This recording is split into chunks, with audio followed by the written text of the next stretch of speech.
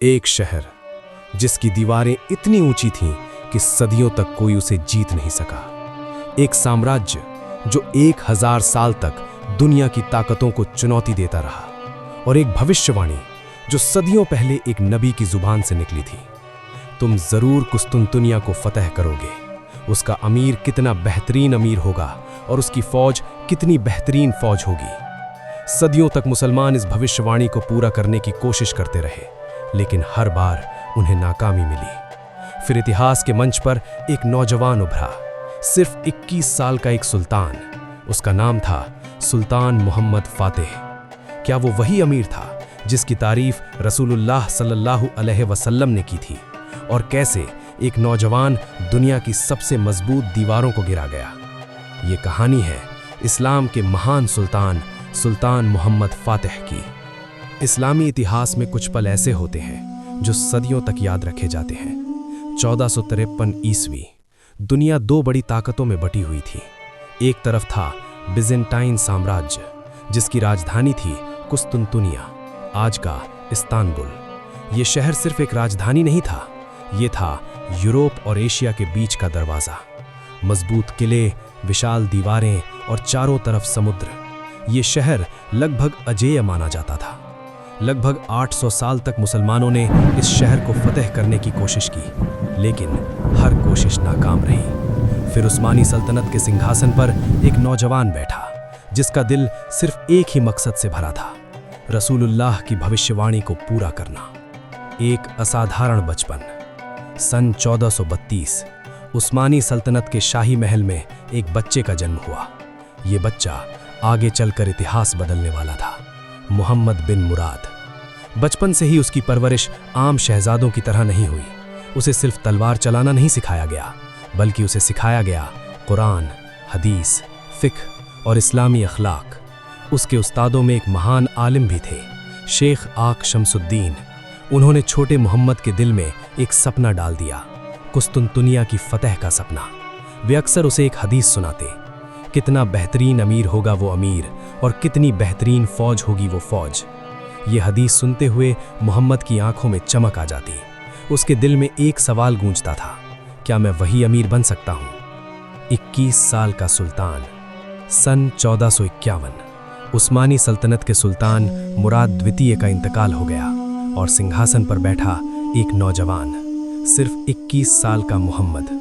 दुनिया के बहुत से लोग उसे एक अनुभवहीन नौजवान समझते थे, लेकिन उन्हें नहीं पता था कि ये नौजवान कई सालों से एक ही मिशन के लिए तैयारी कर रहा था। उसने सत्ता संभालते ही एक बड़ा फैसला लिया, कुस्तुनतुनिया पर हमला। लेकिन ये कोई आसान काम नहीं था। शहर की दीवारें लगभग 12 मीटर ऊंची थीं। 3 परतों में बनी ये दीवारें सदियों से अटूट खड़ी थीं। कई बड़ी इस्लामी फौजें पहले भी इन्हें तोड़ने में नाकाम रही थीं, लेकिन सुल्तान मोहम्मद ने हार मानने का इरादा कभी नहीं किया। उसने महीनों तक तैयारी की, नई तोपें बनवाईं, इतिहास की सबसे बड़ी तोपों में से एक विशाल सेना तैयार की, करीब 80,000 सैनिक। और फिर 1453 वो कुस्तुनतुनिया की ओर बढ़ा। घेराबंदी। अप्रैल 1453 उस्मानी फौज कुस्तुनतुनिया की विशाल दीवारों के सामने खड़ी थी। शहर के अंदर बिजेंटाइन सम्राट कॉन्स्टेंटीन 11 भी पूरी तैयारी में था। दोनों तरफ तनाव था। सुल्तान मोहम्मद ने पहले एक संदेश भेजा। उन्होंने कहा, अगर तुम शहर को अमन से सौंप दो तो तुम्हें सुरक्षा दी जाएगी। लेकिन जवाब आया, इनकार।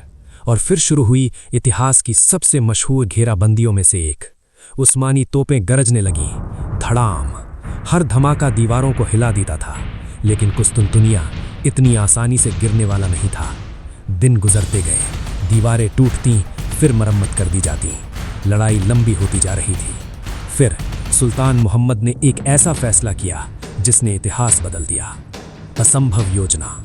कुस्तुनतुनिया के बंदरगाह को एक विशाल लोहे की जंजीर से बंद कर दिया गया था। इसका मतलब था उस्मानी जहाज बंदरगाह में प्रवेश नहीं कर सकते थे। लेकिन सुल्तान मोहम्मद ने एक असाधारण योजना बनाई। उन्होंने आदेश दिया, जहाज़ों को ज़मीन के ऊपर से ले जाया जाएगा। हाँ, जहाज़ों को। लकड़ी के तख्ते बिछाए गए, उन पर तेल लगाया गया और फिर रात के अंधेरे में उस्मानी सैनिकों ने लगभग 70 जहाज़ों को पहाड़ियों के ऊपर से खींचकर सीधे बंदरगाह में उतार दिया। सुबह जब कुस्तुनतुनिया के लोगों ने यह देखा तो वो हैरान रह गए। उस्मानी जहाज अब उनके पीछे थे। शहर पूरी तरह घिर चुका था। वो सुबह जिसने इतिहास बदल दिया। 29 मई 1453 सुबह का समय। सुल्तान मोहम्मद ने अपनी फौज को आखिरी बार संबोधित किया। उन्होंने उन्हें याद दिलाया रसूलुल्लाह की वो भविष्यवाणी। फिर उन्होंने कहा, आज का दिन या तो हमें शहादत देगा या इतिहास। फौज ने तकबीर लगाई, अल्लाहु अकबर, अल्लाहु अकबर, और फिर अंतिम हमला शुरू हुआ। तोपें गरजीं, सैनिक दीवारों की ओर दौड़े। घंटों की भीषण लड़ाई के बाद आखिरकार दीवारों में एक बड़ा सुराख हो गया। उस्मानी सैनिक शहर में दाखिल हुए और कुछ ही देर बाद कुस्तुनतुनिया गिर चुका था। सुल्तान मोहम्मद शहर में दाखिल हुए। वे सीधे पहुंचे हागिया सोफिया। उन्होंने घोड़े से उतरकर जमीन पर सजदा किया और कहा, हर चीज अल्लाह की है और जीत भी उसी की है। उस दिन सदियों पुरानी भविष्यवाणी पूरी हो चुकी थी। सुल्तान मोहम्मद फातेह सिर्फ एक विजेता नहीं थे, वे थे एक आलिम, एक महान रणनीतिकार और अल्लाह पर भरोसा करने वाले इंसान। उनकी सफलता का राज सिर्फ ताकत नहीं थी, बल्कि 3 चीजें थीं: ईमान, इल्म और अटूट इरादा। उन्होंने हमें सिखाया, बड़े सपने देखने के लिए उम्र मायने नहीं रखती। सिर्फ 21 साल का एक नौजवान, लेकिन उसका यकीन पहाड़ों से भी मजबूत था। आज भी कुस्तुनतुनिया यानी इस्तांबुल उस ऐतिहासिक फतह की गवाही देता है। ये कहानी हमें याद दिलाती है, अगर नीयत साफ हो और मकसद अल्लाह की राह में हो तो असंभव भी संभव हो सकता है। शायद इसलिए इतिहास आज भी कहता है, वो सचमुच एक बेहतरीन अमीर था, सुल्तान मोहम्मद फातेह।